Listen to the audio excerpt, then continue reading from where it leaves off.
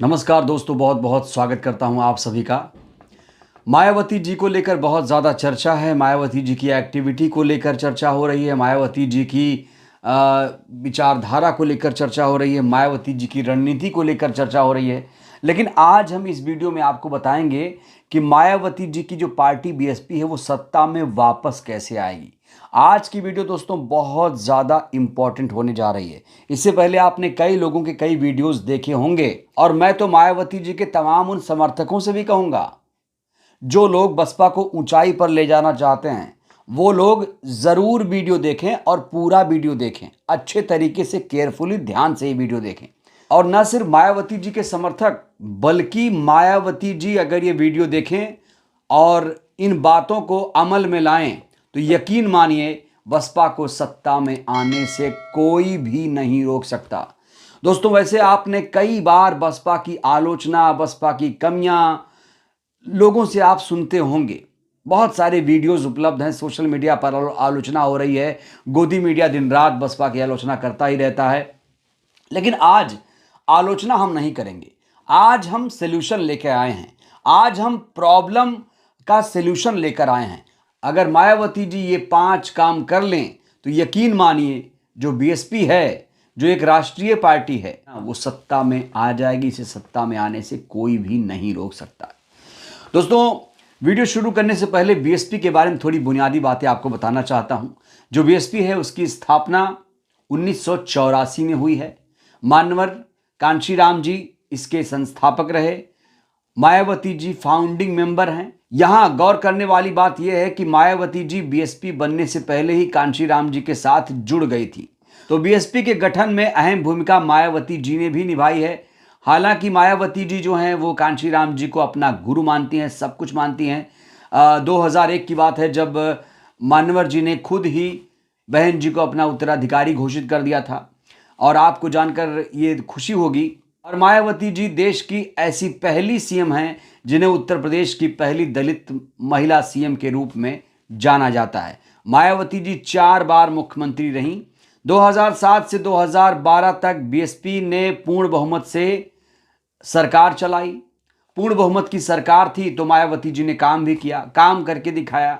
मायावती जी के शासन में जो कानून व्यवस्था थी बहुत दुरुस्त थी। आज भी लोग उनके उस शासन को याद करते हैं। और मायावती जी ने अपने शासन के दौरान गरीबों को घर देने का काम किया। कांशीराम आवास योजना लाई थी, तो मायावती जी ने अपने शासन के दौरान ये क्रांतिकारी कदम उठाया था। लेकिन पिछले कई चुनावों से मायावती जी की जो पार्टी बीएसपी है उसका ग्राफ गिर रहा है। अगर मैं अभी की बात करूं तो मायावती जी के पास मात्र एक विधायक है। सोचिए, 403 विधानसभा सीटों में मायावती जी के पास सिर्फ एक ही विधायक है, और ये चिंता की बात है। एक राष्ट्रीय पार्टी के पास अगर एक विधायक है तो ये चिंता, चिंतन की बात है।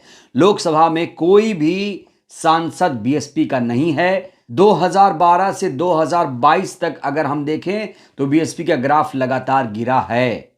2024 के चुनाव में बीएसपी का ग्राफ गिरकर 9.5% तक पहुंच गया है। तो वो मायावती जी जो 4 बार उत्तर प्रदेश की सीएम बनी, क्या वो दोबारा सीएम बन सकती हैं? इसको लेकर बहुत सारी चर्चा है। तो चलिए अब 5 वो काम बताते हैं जिससे बीएसपी सत्ता में आ सकती है। देखिए, बीएसपी जो पार्टी है उसे लोग छोड़ छोड़ कर जा रहे हैं। यह आपने देखा होगा, जो बसपा पार्टी है उसे लगातार लोग छोड़कर जा रहे हैं। आंकड़ों के मुताबिक 70% लोग पार्टी को छोड़ छोड़ कर गए हैं। 30% लोगों को मायावती जी ने खुद ही पार्टी से निकाल दिया है। लेकिन उन लोगों को नहीं निकाला जा रहा है जो पार्टी को लगातार नुकसान पहुंचा रहे हैं। अभी अगर देखा जाए तो बसपा में बड़े चेहरों की बहुत ज्यादा कमी महसूस की जा रही है। आते हैं, अगर बसपा का आप नाम लेंगे तो 4-5 चेहरे ही आपके सामने नजर आते हैं। चाहे रामजी गौतम हो, विश्वनाथ पाल हो, इंदु चौधरी हो, या फिर सतीश मिश्रा हो, आकाश आनंद हो, यही सब आपके सामने आते हैं। हालांकि मायावती जी ने इसको लेकर एक ऐलान किया था कि जो पूर्व नेता हैं बसपा के उन्हें वापस लाया जाएगा। लेकिन अभी तक मैं अगर बताऊं आपको, अभी तक ऐसी कोई पहल शुरू नहीं की गई है। स्वामी प्रसाद मौर्य जी को पार्टी में लाने की बात चल रही थी, लेकिन अभी ये धरातल पर चीजें उतर नहीं पाई हैं। हालांकि स्वामी प्रसाद मौर्य अपने अलग ही तेवर में नजर आ रहे हैं। वो अलग अलग बयान देकर कहीं ना कहीं मायावती जी को भी असहज कर देते हैं। बसपा के कई ऐसे पुराने नेता हैं जो बसपा में आना चाहते हैं, लेकिन किन्हीं कारणों से वो बसपा में नहीं आ पा रहे हैं। बड़ा सवाल, बसपा के पूर्व नेताओं को कब तक वापस लाया जाएगा?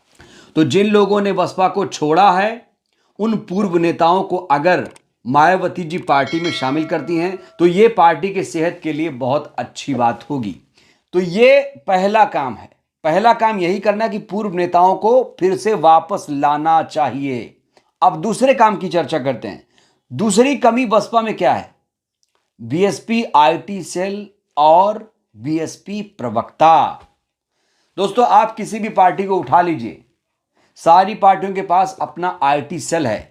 मतलब ये कि उनका जो सोशल मीडिया है वो बहुत ज़्यादा स्ट्रांग है, चाहे वो फेसबुक हो, ट्विटर हो, इंस्टाग्राम हो, एक्स हो, मतलब वो हर जगह अपनी बात रखते हैं। यहां तक कि कोई नेता प्रचार करने जा रहा है तो उसके बारे में भी जानकारी देता है कि मैंने ये वहां प्रचार किया है, यहां प्रचार करने जा रहा हूं। और बाकायदा जब प्रेस कॉन्फ्रेंस होती है तो उसके एक्स पर, उसके सोशल मीडिया हैंडल पर वो वीडियो उपलब्ध हो जाती है। लेकिन अभी मायावती जी के एक्स पर ऐसी कोई वीडियो मुझे नहीं नजर आ रही है कि उन्होंने प्रेस कॉन्फ्रेंस की हो तो उनकी वीडियो वहां उपलब्ध हो। ये बहुत बड़ी कमी है बीएसपी में। हालांकि जो मायावती जी का ट्विटर हैंडल है एक्स, वहां पर प्रेस विज्ञप्ति आती है। अभी जो बीएसपी है प्रेस विज्ञप्ति के जमाने में चल रही है। और मायावती जी की जो पीसी होती है, प्रेस कॉन्फ्रेंस होती है, वो भी बहुत लिमिटेड लोगों के बीच होती है, बहुत रेयर होती है। मतलब महीने में 1-2 बार उनकी पीसी होती है। बाकी नेता प्रेस कॉन्फ्रेंस नहीं करते हैं। और जो पार्टियां हैं उनका जो कार्यालय है वो गुलजार रहता है, वहां पर मीडिया का जमावड़ा रहता है। लेकिन बसपा ऑफिस के सामने ऐसी कोई हलचल नजर नहीं आती है जब तक बहन जी कोई प्रेस कॉन्फ्रेंस ना कर दें। और बीएसपी प्रवक्ता क्यों नहीं, ये बड़ा सवाल है। बीएसपी में एक और बड़ी कमी है, प्रवक्ताओं की फौज। आज की डेट में बसपा के पास टीवी में बोलने के लिए एक भी प्रवक्ता नहीं है जो पार्टी की बात जाकर वहां रख दे।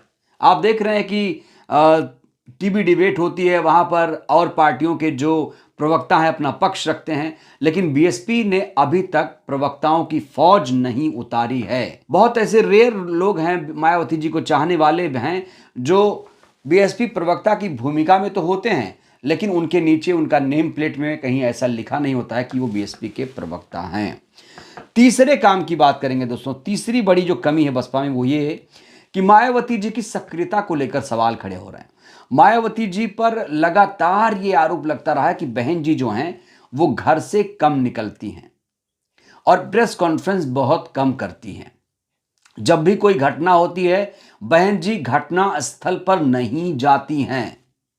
ये सवाल हमने कई नेताओं से पूछा तो जो मायावती जी के नेता हैं वो ये कहते हैं कि भाई हम जिंदा हैं तो मायावती जी जाकर क्या करेंगी। अरे भाई, तुम्हारे जाने से कुछ नहीं होने वाला है। जब मायावती जी किसी घटना स्थल पर पहुंचेंगी तब जाकर उसका विशेष प्रभाव पड़ेगा। मान लीजिए संभल में मामला सामने आया, अगर संभल बहन जी जाती तो मुसलमान वहां खुश हो जाता, ये मैं दावे के साथ कहता हूं। मतलब कोई भी घटना घटे वहां बहन जी अगर अपनी उपस्थिति दर्ज करा दें तो वो समाज खुश होगा। अब इस तरह की एक ट्रेंड पॉलिटिक्स में चल रही है। दिखाना पड़ेगा, सिर्फ सोचना नहीं पड़ेगा कि हम ऐसा सोच रहे हैं, हम तो सबके लिए भला सोच रहे हैं। अब वो जमाना शायद नहीं रहा। मायावती जी बेशक अच्छी लीडर हैं, अच्छा सोचती हैं, लेकिन लोगों को ये पता नहीं चल रहा है, असर नहीं दिख रहा है कि बहन जी ऐसा करना चाहती हैं। तो क्या बहन जी घर से निकलेंगी? जब कोई घटना होगी घर से निकलेंगी, वहां पहुंचेंगी, मीडिया को फेस करेंगी, जैसा पहले बहन जी करा करती थी। याद है ना आपको, पहले 2017-18 में बहन जी क्या धाकड़ अंदाज में चला करती थी, हर घटना स्थल पर पहुंचती थी। तो लोग मायावती जी का वो तेवर मिस कर रहे हैं, वो तेवर मिस कर रहे हैं। तो तीसरा काम यही है कि मायावती जी को सक्रिय और ज्यादा होना पड़ेगा। चौथा दोस्तों काम क्या है? आकाश आनंद को फ्री हैंड करना पड़ेगा। आकाश आनंद उत्तराधिकारी तो बन गए हैं, लेकिन ऐसा लग रहा है कि उन्हें फ्री हैंड नहीं दिया गया है। ऐसा क्यों? क्योंकि जो उत्तर प्रदेश का उपचुनाव हुआ उसको लेकर सवाल खड़े हुए कि आकाश आनंद जी प्रचार क्यों नहीं कर रहे थे। कई सारे लोगों ने सवाल पूछा और ये सवाल जायज़ भी है। भाई अगर आप स्टार प्रचारक हो तो आप प्रचार करोगे ना। हर कोई प्रचार कर रहा है तो आप प्रचार करोगे। जब उम्मीदवार उतारा है तो प्रचार करोगे ना। और आकाश जी की सक्रियता आजकल दिख क्यों नहीं रही है? इतने बड़े बड़े हादसे कांड हो रहे हैं देश में, वो ट्वीट तक नहीं कर रहे हैं आजकल वो सोशल मीडिया पर भी उतने एक्टिव नजर नहीं आ रहे हैं। क्या वजह है? क्या सिर्फ नाम के ही उत्तराधिकारी बने हैं वो? क्या मायावती जी ने उन्हें फ्री हैंड नहीं छोड़ा है? क्या बहन जी ने उन्हें अब घर बिठा दिया है? ये कई सारे सवाल खड़े हो रहे हैं और ये सवाल तब तक खड़े होते रहेंगे जब तक आकाश आनंद सक्रिय नहीं हो जाते। पांचवा काम दोस्तों, पांचवा इंपॉर्टेंट काम क्या है? आजकल देखिए गठबंधन का दौर है। सारी की सारी पार्टियां गठबंधन कर रही हैं। एक अकेला सब पर भारी भी 28 पार्टियों के साथ गठबंधन कर रहा है। तो मायावती जी गठबंधन क्यों नहीं कर रही हैं? अगर गठबंधन कर लेंगी तो क्या इनका नुकसान हो जाएगा? हालांकि मायावती जी बार बार गठबंधन को लेकर कहती हैं कि वोट ट्रांसफर नहीं हुआ, वोट ट्रांसफर नहीं हुआ। जब 2019 में 10 सीटें जीती थी तब भी यही बात बोली थी समाजवादी पार्टी के साथ, और हरियाणा में जब हारी हैं जो वो पार्टी इनेलो थी तो मायावती जी ने आरोप लगाया इनेलो पर भी कि गठबंधन किया लेकिन जाट वोटरों ने हमें वोट नहीं किया। ये एक थ्योरी मायावती जी ने बना दी है आजकल कि भैया वोट ट्रांसफर नहीं होता है इसलिए हम गठबंधन नहीं करेंगे। देखिए गठबंधन से लाभ क्या है मैं आपको बताता हूं। गठबंधन से एक बहुत बड़ा लाभ यह है कि जहां 3 लोग फाइट करते हैं, अगर आप गठबंधन करते हैं तो आमने सामने की फाइट हो जाती है। तो फिर जो वोटर है वो मजबूरी में आपको वोट करता है। और इसका सबसे बड़ा उदाहरण है 2019 का चुनाव। गठबंधन किया था बहन जी ने, 10 सांसद थे। 2024 में गठबंधन नहीं हुआ, 0 हो गए, 0। तो गठबंधन आज की डेट में बहुत बड़ी सच्चाई है और जो गठबंधन नहीं करेगा उसका आने वाला भविष्य सुनहरा नहीं हो पाएगा। जब मोदी जी बीजेपी गठबंधन कर सकती है तो बीएसपी गठबंधन क्यों नहीं कर सकती? ये बहुत बड़ा सवाल है। कौन सा वो 5 काम है एक बार क्विकली आपको बता देते हैं। पहला काम यह है कि जो पूर्व नेता हैं जो छोड़कर पार्टी को जा रहे हैं उन्हें फिर से वापस लाया जाए। दूसरा, बीएसपी आईटी सेल, बीएसपी प्रवक्ताओं की फौज भी उतारी जाए। तीसरा, अपने आप को बहन जी सक्रिय करें, हर जगह दिखें, मीडिया में छाई रहें, इस तरह काम करें। आकाश आनंद को फ्री हैंड करें। पांचवा, गठबंधन करें तो और ज्यादा बीएसपी को फायदा होगा। और ये 5 काम अगर मायावती जी कर लेती हैं तो यकीन मानिए बीएसपी स्ट्रांग पार्टी बन जाएगी। तो दोस्तों आज के वीडियो में हमने प्रॉब्लम के साथ साथ सॉल्यूशन भी डिस्कस किया है। हो सकता है आप में से बहुत सारे लोग हमारी बात से इत्तेफाक ना रखते हों, तो जो लोग इत्तेफाक नहीं रखते हैं वो ज़रूर कमेंट करें कि मेरी ये बात गलत है, मैंने ये बात गलत बोली, ये पॉइंट सही नहीं है। उस पॉइंट को आप लोग ज़रूर बताइए।